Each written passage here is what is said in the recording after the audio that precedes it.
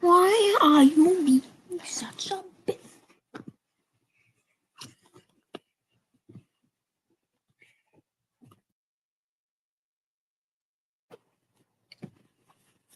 Why does bro look like he's kind of smiling?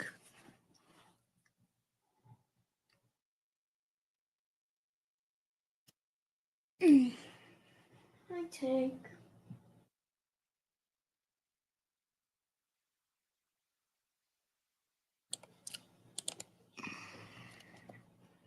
I can finally do Roblox streams.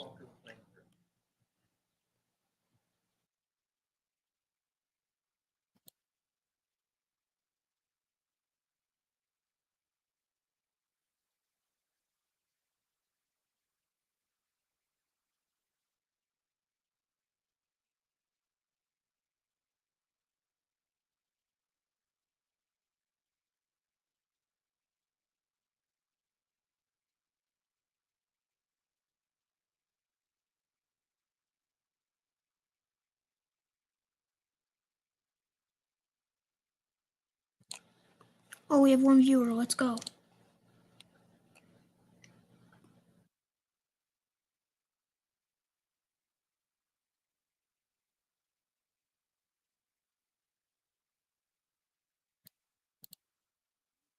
Viewer. And thank you for watching. Oh, two people. Let's go.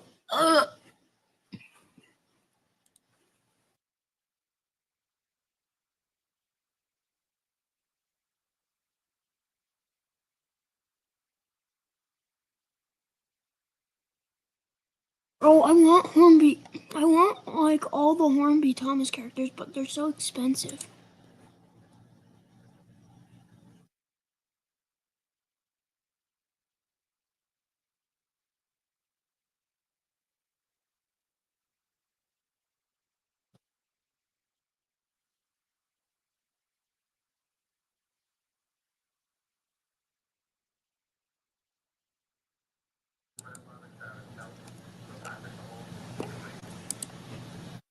And 0 viewers now. All because of my retarded brother. And we're not doing shit.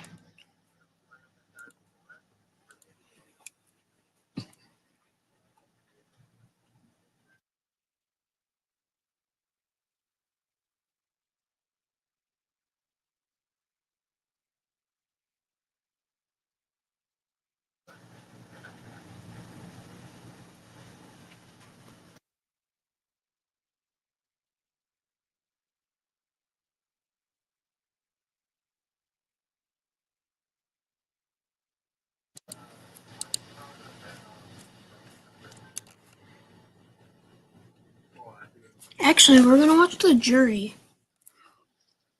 I can find it. Wait, what was this post? Okay.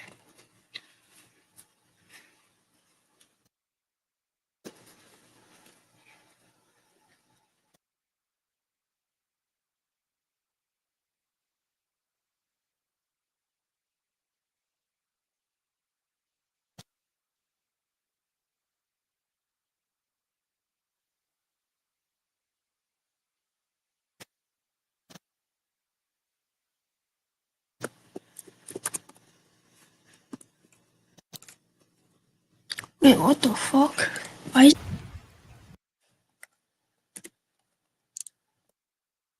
Alright, we have 2 viewers. Hi. Should we do tier list instead of watching The Jury? Should we do tier lists instead of watching The Jury?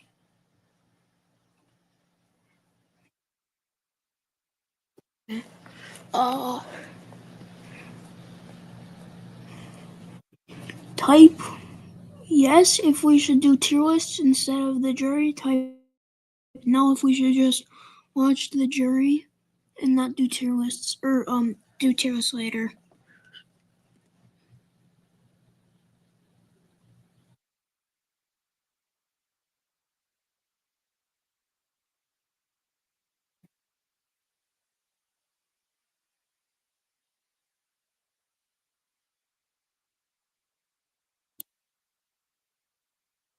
watched the... Okay.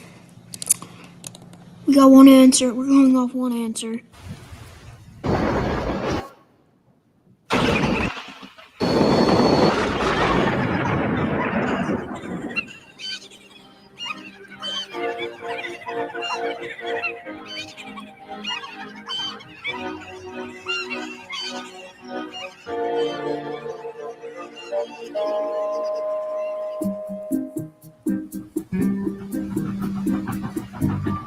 The rain battered Edward the Blue Engine as he puffed along the main line.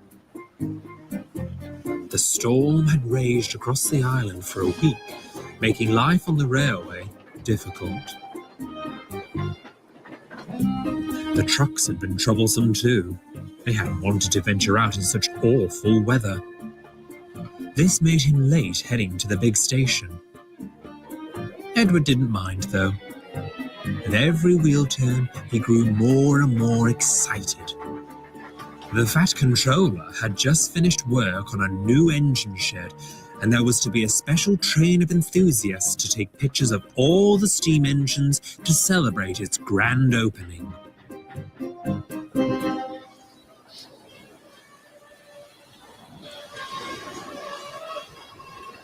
On his return journey, Edward was stopped at the junction, and soon Bear roared through with his coaches. The Fat Controller was on board. They were on their way to the mainland and would be back in the morning with the enthusiast special. Edward whistled cheerfully and set off again.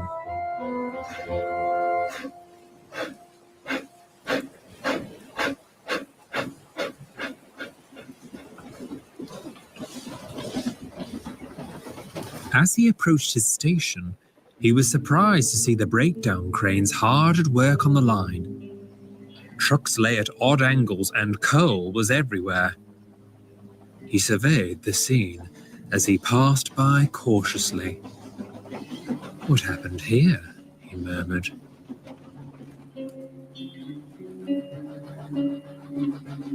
That afternoon, Edward was still concerned when he returned to his station. Speaking of Edward, I actually bought... Boko was shunting the cranes into the yard. I thought it was like $33. Before he could ask anything, Boko huffed indignantly. "It isn't fair. They're going to send him away." "Whom do you mean?" "It's Diesel. Percy had a bad accident at your station today, Edward, and James says he saw Diesel push some trucks into him. Since the Fat Controller is away, the inspector is in charge, and he's decided to send Diesel away. He'll be back on the mainland before the morning." "You must be able to persuade the inspector to think otherwise," asked Boko. "It all seems incredibly unnecessary." "The evidence seems clear.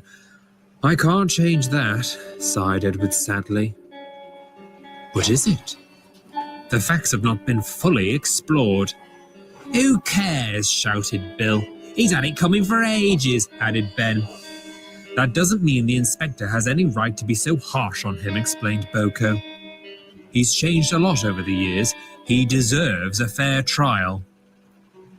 Edward considered the case. "I'm off to take Rosie's train while she's at the works.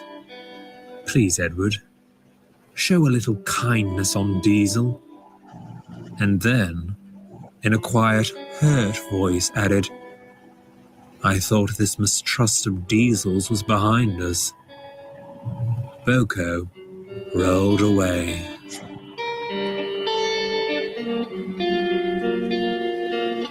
The other Diesel engines thought Diesel's punishment was too harsh and called for the decision to be reconsidered for when the Fat Controller returned to the railway. But it fell on deaf ears.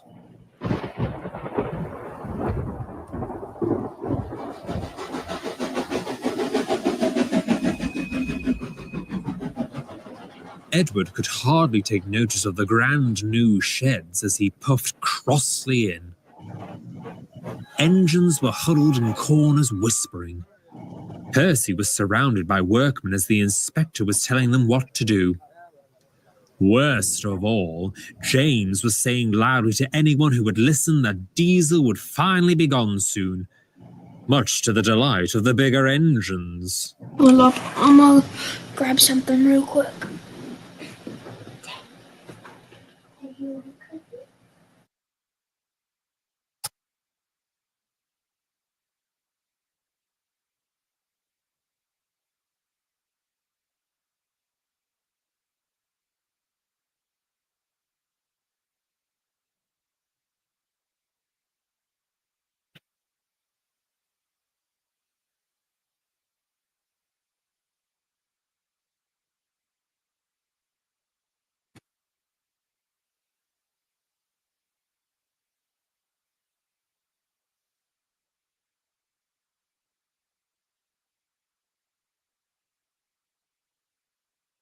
Oh, crap. My bad. Edward looked at each face around the turntable. He was disappointed to see not a single diesel engine had been summoned to fight for Diesel's cause. He whistled loudly. "We must discuss Diesel," he said firmly. "Inspector, I don't believe you have all the facts, and that I would like to deliberate over everything with my friends here." The inspector, who was already late for his tea, hesitantly agreed. "I'm in charge while Sir Topham Hatt is away," he said bluntly. Whoa, really? "You have until first light to convince me not to send Diesel away forever." He slammed the shed door closed behind him. Everyone puffed up to the edge of the turntable and glared at Edward. "Right, let's get this started then," grumbled Henry. "The facts are clear," began Gordon. "Our poor Percy was forced off the rails by Diesel's reckless behavior. James is our witness and saw Diesel there, and then caught him fleeing the scene." "Exactly," agreed James. "Are we all clear about what happened and agree that Diesel is the culprit?" The engines did. "That's settled then." "No, it is not. I don't agree." "What? I beg your pardon?" "Don't you believe he hurt me, Edward?" whimpered Percy sadly. Hold up, I'm like really thirsty, so I'm gonna grab a drink. Do you want a cookie?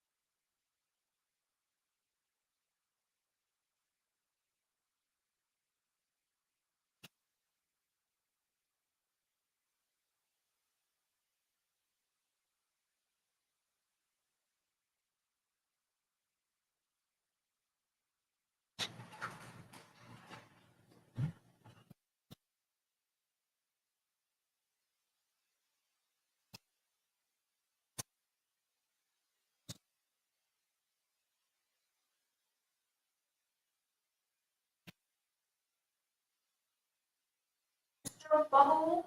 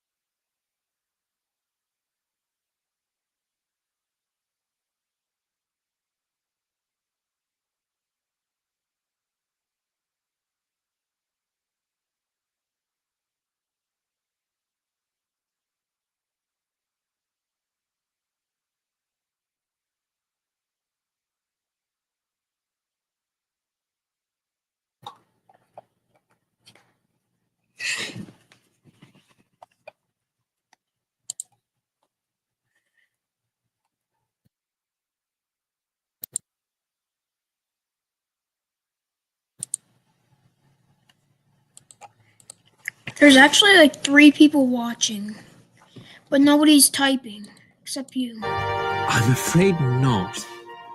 I believe the trucks did, but not under the guidance of Diesel. What is the meaning of this? Snorted Gordon. Explain yourself. I believe this is not a fair trial, said Edward calmly. You all possess resentment towards Diesel for his past grievances, and for good reason, burst out Duck. But do not let this cloud your judgment on the facts presented to us. Diesel's life may very well hang in the balance. We all know what will happen to Diesel if he is exiled to the mainland. He'll be fine. But what if he's not? Interrupted Oliver. I couldn't live without my conscience if I sent Diesel away to be scrapped. Diesel didn't think twice about scrapping you, huffed Douglas. But that was a different time, said Toby. And besides, that wasn't Diesel personally. Enough! We are digressing about matters that are irrelevant. I saw the whole thing. No, you didn't, objected Edward. You were flagged down after the accident. So how did you see Diesel push Percy off the rails? Well, I didn't see that particular part of the crime. But I did see him run away. Indeed, innocent engines don't just run away, puffed Thomas. Only those that have something to hide, added Henry. Emily interjected. Well, maybe he thought you'd all prejudge him. I can see at least 8 engines here that would do that without a reason. The engines began to grumble. Nonsense, she makes a perfectly valid point. Accusing us of prejudice? No better than you accusing Diesel. Let us take a vote, announced Edward. All in favour of guilty, please sound your whistle. And all those in favour of innocent. Oliver, gasped Duck. After all Diesel did to me. Well, that was years ago. You must learn to put the past behind you. I have. Betrayer! Nothing of the sort. He's allowed his own opinion, Gordon. Well, I don't think Diesel did it. No one saw him do it, just that he was there. Rubbish! Of course he did, cut in Henry. I saw him a few hours before being careless with the trucks. Bumping them about, he looked in the right frame of mind to run anyone off the rails. We all get like that sometimes with the trucks, admitted Thomas. That's nothing new there. Are you sticking up for him? I'm only making a point. Besides, nearly all of us bump our trucks to make them behave. What's to say Diesel wasn't just doing that? Because all Diesels are devious, grunted Douglas. You can't trust them, agreed Donald. What year are we in? Who's rattled your bell? Have we decided to go back in time and undo everything we've built with our Diesel companions? Or are you all just shallow? Toby. No Diesels are devious. Some of them are our closest and most loyal of friends. Mavis has been nothing but an exceptional friend to me, and there are plenty of others like her and many of you. There's Oko and Daisy and Bear, to name but a few. The engines thought for a moment. They've helped us through many situations. Of course, there are those we don't see eye to eye with, but that's the beauty of having different personalities. Diesels are like us. There are those who are kind and endearing. Then there are those who are pompous and insufferable. Right you are, Toby, reconsidered Donald, and we take back what we said. But we still didn't reveal why young Diesel was bumping those trucks. I know the freight diagrams, and Diesel was bumping coal trucks. He wasn't rostered to pull them. But Diesel is a shunter. Maybe he was preparing the train, and maybe he stole it to run our wee Percy off the rails. Taking something that's not yours. Sounds familiar, murmured Thomas. Remember my special coach? The twins looked hurt. And swapping tenders so you could deceive the Fat Controller, added Edward. Ah, are we on trail here? What's your point? The point is, we all make mistakes and sometimes we do silly things to conceal it, so we won't get into trouble, explained Edward. Maybe the whole situation was an accident and nothing more, finished Thomas. The twins muttered something to each other. It wasn't distinguishable amongst the other engines, but they knew not to disturb them. They finally stopped whispering and crossly looked away from each other. After a long silence, Edward asked for another vote. All in favour of guilty, please whistle.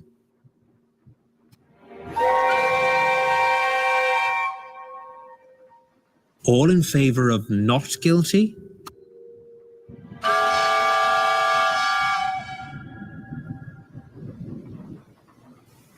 complete divide, observed Toby. Percy, do you still believe Diesel is guilty? Of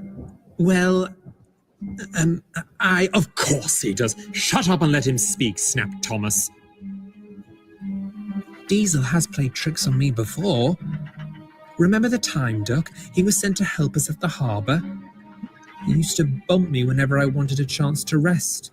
Remember? I do indeed, Percy. But that was such a long time ago. Well, has Diesel done such things again, excluding your recent incident? Percy thought back. Nothing comes to mind. I've had a lot of accidents, but nothing caused by Diesel, admitted Percy. You see? Oh, to be honest, I've made a few mistakes in my time here too, and I've never been told I'd be sent away because of it. That's because you're not a miscreant, Percy. I don't know what that is. So do you think that Diesel's punishment is too harsh? Well, thinking about it, yes. Yes, I think it is. And do you think he did it? Stop putting words in his mouth, shouted Gordon. Says you who told us that the facts were clear beforehand. Did anyone else see Diesel before the incident? No one had. So what do you remember seeing at the harbour, Henry? Well, I didn't stop, but I do remember seeing Diesel. We know that. Was there anybody else there? Insisted Donald. Think again, Henry. Think carefully, said Edward. Henry paused for a moment. He tried to recall his movements that day. I remember passing through the harbour yards.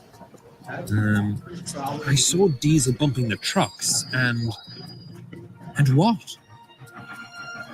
And I saw Rosie there too. Yes, that's right. Rosie was in the yards. Trust you to miss a bright pink engine. She could tell us what happened. Rosie was sent to the works earlier today. They're doing a rush job on her so she can be here for the photos in the morning. Actually, she should be here any... Let me in. Not by the smoke of my chimney, chim, chuckled Toby to himself. Ugh, I nearly dropped my brick arch there. The doors swung open and in came Rosie. Phew, what a storm. No leaks in this shed roof, though. Would you look at this place, eh? She trailed off. All of her friends were looking at her. No one was smiling. After she was informed of what was going on, Edward asked her the all-important question. What do you remember on the day of Percy's accident? The engines waited with anticipation.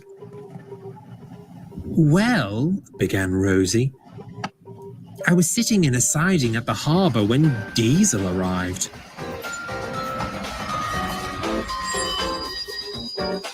Shunting coal trucks for you isn't how I thought I'd be spending my day, grumbled Diesel. Well, know this, Diesel. I am very appreciative of your help. Besides, you'd only be shunting elsewhere. How did you damage your buffers anyway? Bill and Ben have been bumping the trucks about when they are bored. One rolled right into me. Driver says my buffers are badly cracked, that I'll need new ones at the works. And I'm apparently the troublesome one. Bill and Ben are reckless. And you're just a wreck, laughed the trucks. Shut up and get in line. Diesel bumped the trucks furiously.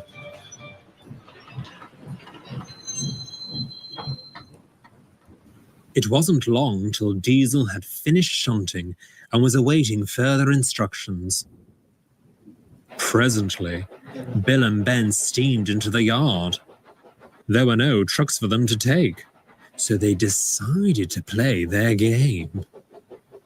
Bill found a bumped it play their game. Hold up.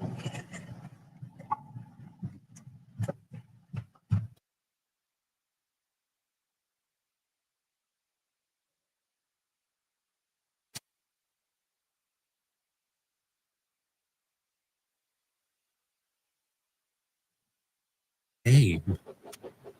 Bill found an empty truck and bumped it towards Ben. Heads up, Ben! Shouted Bill. Careful, you two.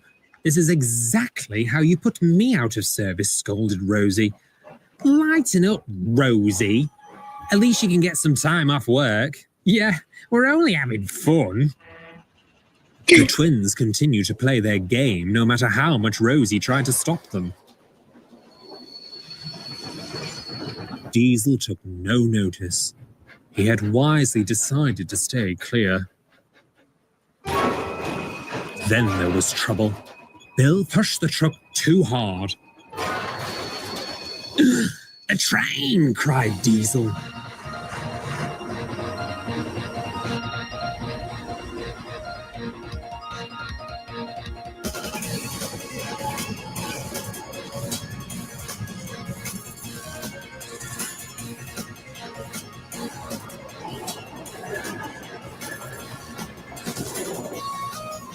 Diesel was panting up behind with every ounce of strength he had. He managed to close the gap, but he was running at full speed. Stay with them, Diesel, shouted his driver. I can't keep up with them, panted Diesel.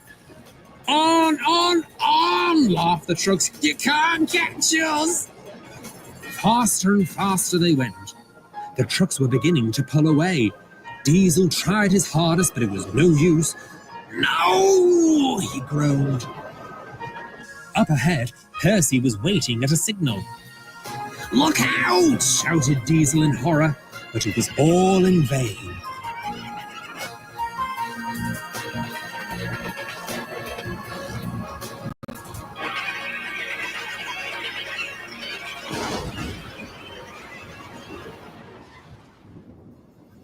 So Diesel tried to stop the runaway, exclaimed Thomas. Indeed, he ran right after it and didn't stop to think about his own safety, explained Rosie. It was very brave of him. Bill and Ben have gotten away with it, and poor Diesel is accused of being the culprit. I'll see to it that Bill and Ben get their comeuppance, replied Edward firmly. I tried to tell someone, but no one would believe me. This changes everything. We can't sentence him to exile if he is innocent. The facts are clear now.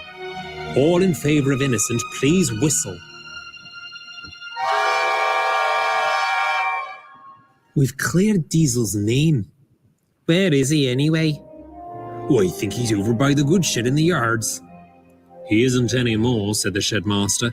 I've just got word from the signalman. He was told to leave and has already left the yards about an hour ago. Then we must intercept him, cried Edward. The engines frantically steamed out of the sheds in a desperate bid to stop Diesel. Poor Diesel, whispered Percy. What have we done? It was a nightmare. The engines could barely see anything in the storm and would call out to the signalmen in their boxes. "Please," they would say, "it's an emergency." And so the normal night trains were all set aside to allow them through.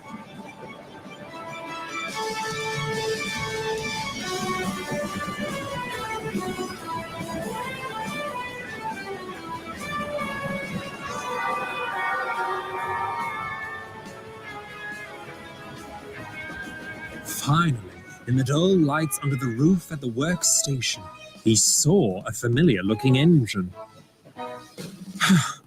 "Diesel, thank goodness you're still here," panted Edward. "I've no choice," said Diesel. "He won't let me go." "You're not going anywhere." "Whatever are you engines doing here?" called the station master. "Old Frank in the box there has been telling me his phone has been ringing non-stop for the last hour about this Diesel. The inspector is on his way. Explain." As Edward told the tale, more engines arrived on the scene, all pleading their case. The station master was a kind man and listened carefully. "Right," he said, when they had caught him up to speed.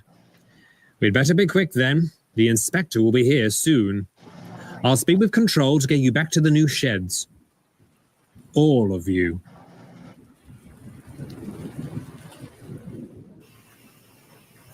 All sections of the main line received notice of a special train coming from the works, and for all other trains to be shunted. First came Edward to clear the line, and thunderously came a parade of engines. In the middle of the formation, under escort, was Diesel. It didn't escape his notice that everyone who came to his rescue was a steam engine.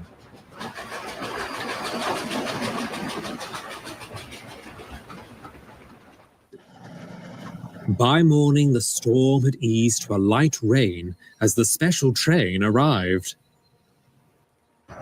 Bear got as close to the sheds as he could, but Gordon, James, and Henry were outside waiting.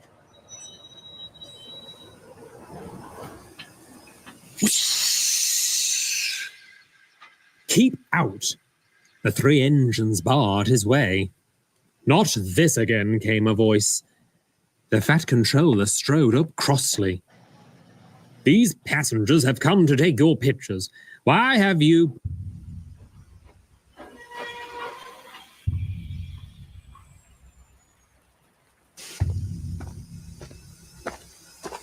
Thank you, "Whatever is the matter, Edward?"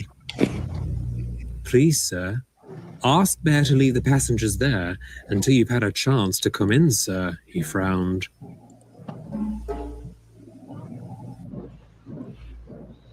The fat controller entered the shed and quietly closed the door behind him. The dispute he saw was acrimonious. The inspector was berating every engine around the turntable. His clothes were soaked and he looked like he hadn't slept a wink. "No thought to the timetable, no care for procedure or process, calls from every signalman down the line reporting unusual activity, took my bicycle out in the middle of the night, the middle of a thunderstorm to the workstation, and by the time I'd arrived, you'd all cleared off. Ruined my uniform, signalmen colluded and conspired against me to get you back home in your warm little sheds, all because of him." The fat controller saw instantly what he meant. Parked behind him, Doc was protecting Diesel. He was hissing steam ferociously at the inspector. "You said you'd give us until first light to figure out the truth," Percy jeered. "But you sent Diesel away during the storm anyway." "You didn't have all the facts," scowled Toby. "Silence!" Sir Topham Hatt left and put me in charge. An engine caused a severe accident. I made the decision to part ways with this troublesome Diesel.